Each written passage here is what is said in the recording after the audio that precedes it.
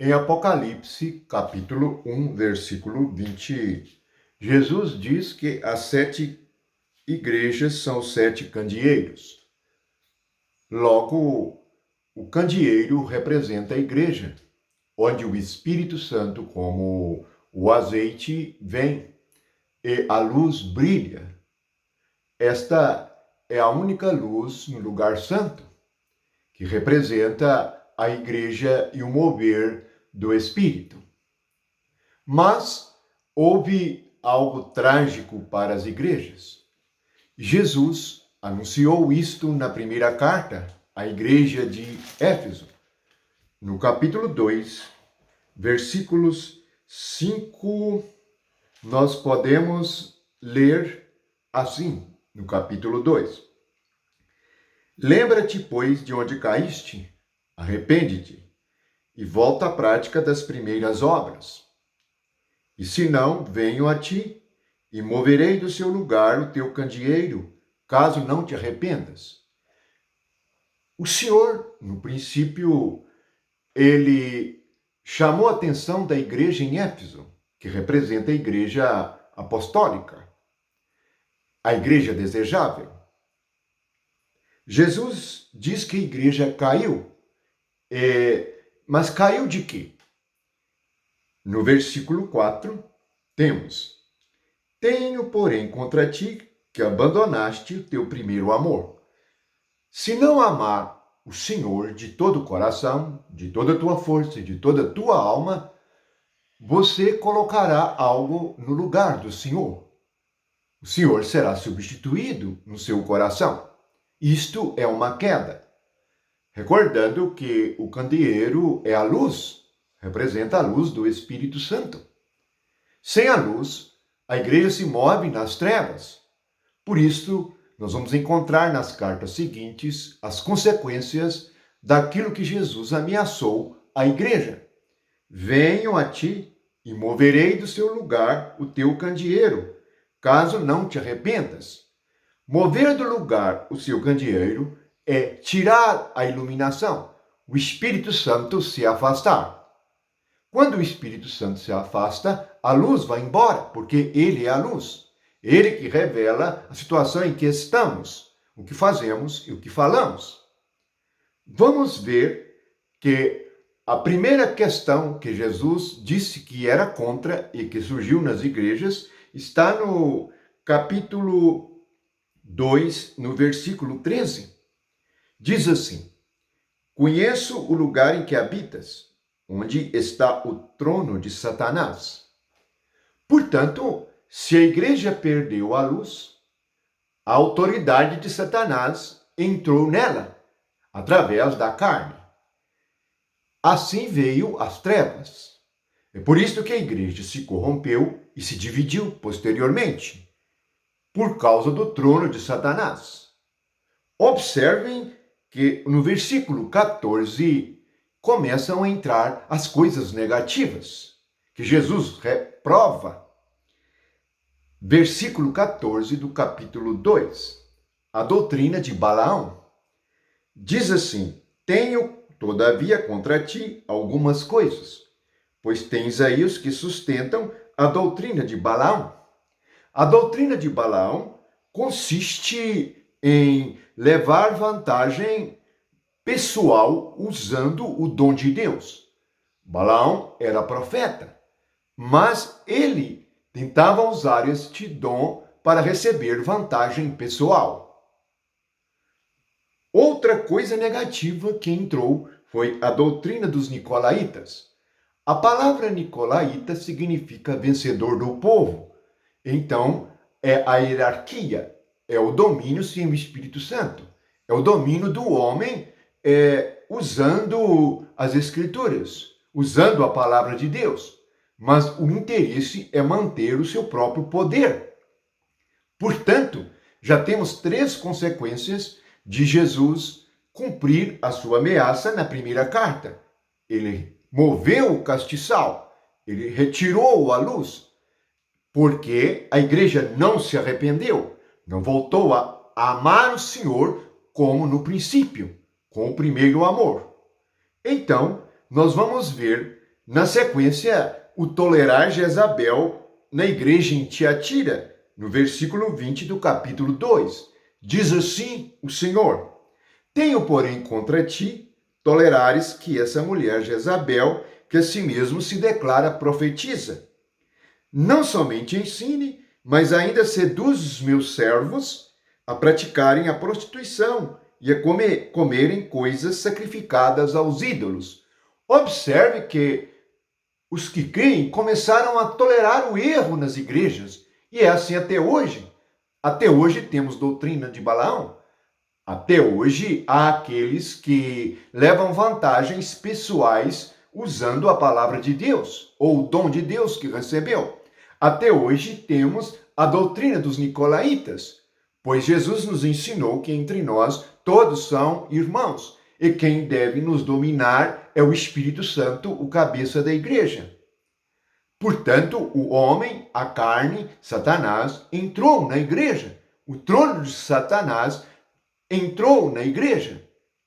Observe que a palavra Pérgamo, na segunda carta, significa supercasamento. Então a igreja se casou com o mundo e com aquele que domina no mundo, que é o inimigo da igreja. Observe que na igreja em Sardes, a questão é a morte. Portanto, nós temos a evidência de que Jesus moveu do seu lugar a luz, e afastando o Espírito Santo, entrou corrupção, idolatria, que foi introduzida por alguém que se disse profeta, isto é, que ensina no lugar do Espírito Santo. Então ensina heresia, ensina divisão, ensina erro. E os crentes estão neste meio. O resultado é que entra também a morte. Onde há trevas, a morte. Onde há trevas, a idolatria. Onde há trevas, a doutrina de Balaão. Onde há trevas, também a doutrina dos nicolaítas. Observe que em Sardes, a questão no capítulo 3, do versículo 1 e 2 é assim: conheço as tuas obras, que tem nome que vive e estás morto. Sê vigilante e consolida o resto que estava para morrer, porque não tenho achado íntegras as tuas obras na presença de meu Deus. Observe que o que falta aqui é integridade. Quando entramos nas igrejas, observamos uma mistura. Não há integridade, não há luz, não há vida, não há poder, não há realidade do domínio de Deus, porque o homem, a carne, toma o lugar do Espírito Santo e decide as coisas nas trevas. Observe que aqui entrou a morte na igreja. Aqueles que estavam para morrer estavam perdendo a vida espiritual. O resultado final nós podemos encontrar em Apocalipse capítulo 3, versículo 17. A decadência final, no período final da igreja, nós encontramos assim no capítulo 3, no versículo 17. Diz assim: pois dizes, é a própria igreja elogiando a igreja. É a igreja que fala no lugar do Espírito Santo. Nota aqui que a própria igreja elogia a igreja e diz assim: isto é obra de Deus, isto é uma bênção, todos vocês estão abençoados, Deus nos tem abençoado muito. Mas o que eles dizem? Eles dizem: estou rico e abastado, e não preciso de coisa alguma. Portanto, já estão cheios do Espírito, já têm muitos dons, já se engrandeceram, já conseguiram muitas almas. Observe, mas o que Jesus vê? Não sabes que tu és infeliz, miserável, pobre, cego e nu. Portanto, todas estas coisas negativas é a consequência final da falta do Espírito Santo, da falta da iluminação, da falta da realidade do reino de Deus na igreja.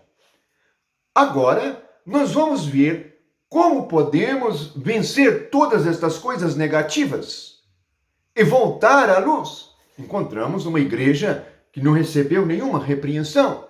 Nela há vencedores, e vencedores por meio do amor.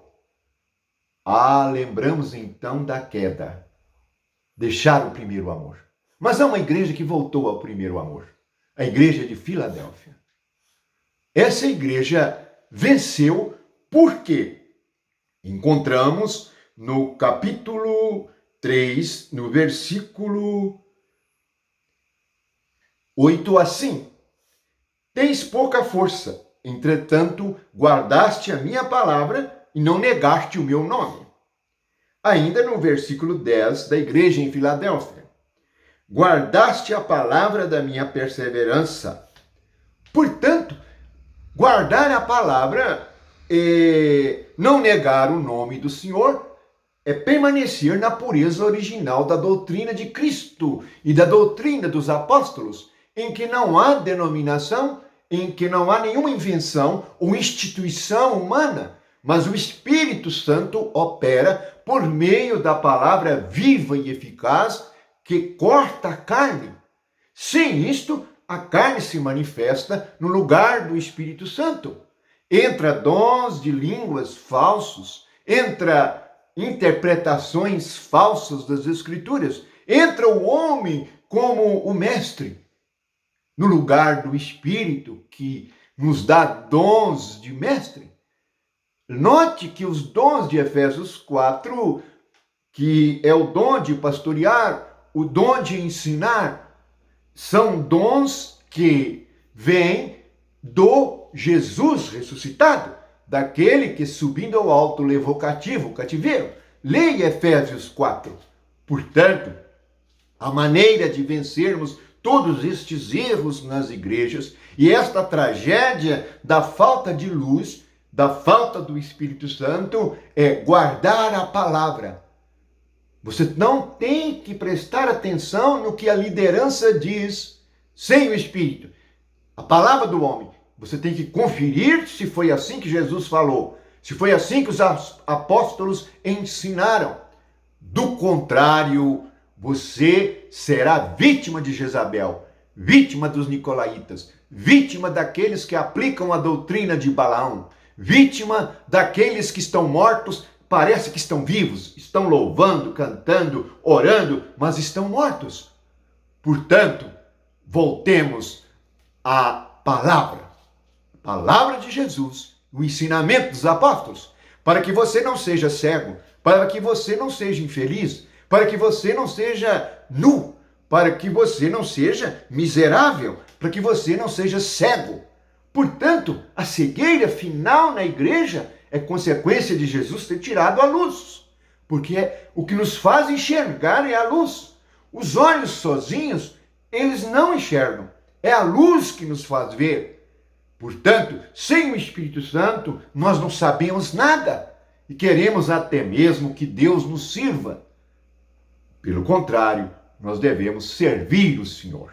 Que a graça e o amor de Jesus Cristo nos livre da tragédia que houve do cumprimento da palavra do Senhor com respeito a retirar, a mover o candeeiro, tirar ele do seu lugar, que deveria... O lugar do candeeiro é no centro.